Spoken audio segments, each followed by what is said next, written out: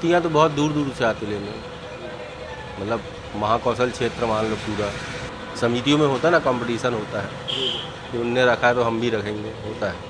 नदियों में बढ़ते प्रदूषण को देखते हुए एनजीटी ने एक आदेश दिया था कि जो मूर्तियां हैं जिन्हें लोग सार्वजनिक तौर पर रखते हैं, चाहे हम गणेश की बात करें या दुर्गा उत्सव की बात करें, तो इस दौरान जो मूर्तियां हैं उनकी एक हाइट है, जो है ऊंचाई है, वह तय की गई थी कि 5 फीट से ज़्यादा की मूर्तियों का ना तो निर्माण हो और ना ही समितियाँ इनसे ज़्यादा हाइट की मूर्तियाँ रखें। लेकिन एनजीटी के आदेश की अगर हम बात करें तो उसका कितना पालन हो रहा है, इसकी बानी जबलपुर में देखने को मिल रही है। ये देखिए, ये यहाँ पर नवरात्रों को लेकर मूर्तियों का निर्माण हो रहा है और ये मूर्तियों की जो हाइट है वह 8 फीट से स्टार्ट हुई है, जबकि एनजीटी ने कहा है कि 5 फीट की मूर्तियाँ रखी जाए। लेकिन यहाँ पर मूर्तियों का निर्माण 8 फीट से शुरू हुआ है और ये मूर्तियों की हाइट लगभग 15 फीट तक गई है। इनकी ऊंचाई देखकर ही अंदाज़ा साफ तौर पर लगाया जा सकता है कि जो मूर्तियाँ हैं यहाँ पर उनकी हाइट कितनी ऊंची है और जो एनजीटी का आदेश था उसका कितना यहाँ पर पालन किया जा रहा है। साथ ही एनजीटी ने यह भी कहा था कि जो इन मूर्तियों में रंग है या जो कलर इसमें इस्तेमाल किए जा रहे हैं वह केमिकल युक्त ना हो, प्राकृतिक रंगों का इस्तेमाल किया जाए, ताकि जब इनका विसर्जन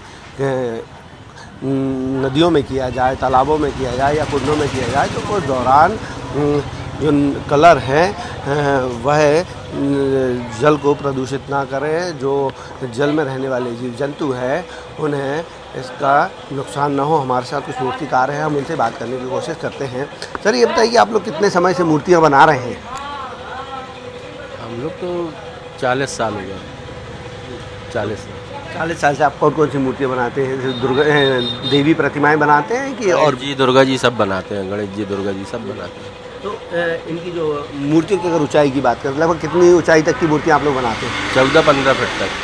तो ये 14-15 फीट की जो मूर्तियाँ आप लोग बनाते हैं, जबकि एनजीटी ने कहा है कि मूर्तियों की हाइट मिनिमम 5 फीट तक होनी चाहिए, लेकिन 14-15 फीट तक की मूर्तियाँ बनाने की वजह क्या है? डिमांड, ग्राहक की डिमांड, ग्राहक बोलता है तो बनाना पड़ता है।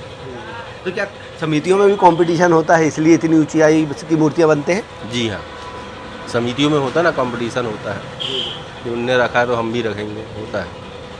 तो जो समितियाँ हैं उनके उस पर करते हैं। अगर हम कलर की बात करें तो इसमें कलर किस तरह के आप लोग इस्तेमाल करते हैं ताकि नदियों का जो जल है वह दूषित ना हो? नहीं, कलर तो नॉर्मल रहते हैं, हर्बल कलर रहते हैं, मतलब पानी से कोई दिक्कत नहीं होती। एक सवाल और है, ये जो मूर्तियाँ आप लोग बनाते हैं इनमें किन किन सामग्रियों का इस्तेमाल आप लोग करते हैं? रंगों की बात छोड़ दें तो उसके अलावा किन किन चीज़ों का इस्तेमाल इनमें होता है इनको बनाने में? और ये मूर्तियाँ जो है कहाँ से लोग लेने आते हैं जबलपुर? मूर्तियाँ तो बहुत दूर दूर से आती लेने, मतलब महाकौशल क्षेत्र मान लो पूरा, सब जगह से आते हैं। उसके अलावा अन्य राज्यों से भी आते हैं? अन्य राज्यों से भी आते हैं, यूपी से भी आते हैं। हाँ। और इसमें किन किन चीज़ों का इस्तेमाल करते हैं बनाने में? शुद्ध मिट्टी रहती है, चारा रहता है, घास, बांस, पटिया, यही सब लगता है। अगर हम मूर्ति बात करें, एक मूर्ति बनाने में कितना वक्त और लगता है? एक मूर्ति बनाने में 4 से 5 दिन लगते हैं। तो एक सीजन में कितनी मूर्ति बनाते हैं? वही 20-25 में।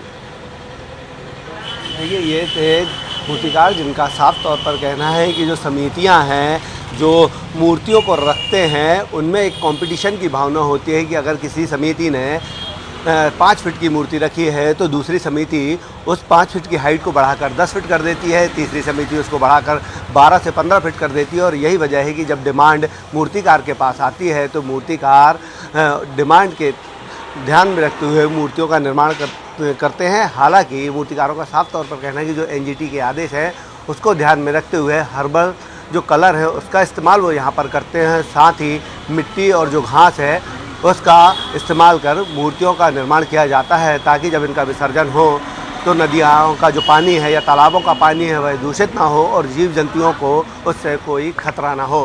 कैमरामैन गणेश के साथ अभिषेक शर्मा, IBC 24 जबलपुर।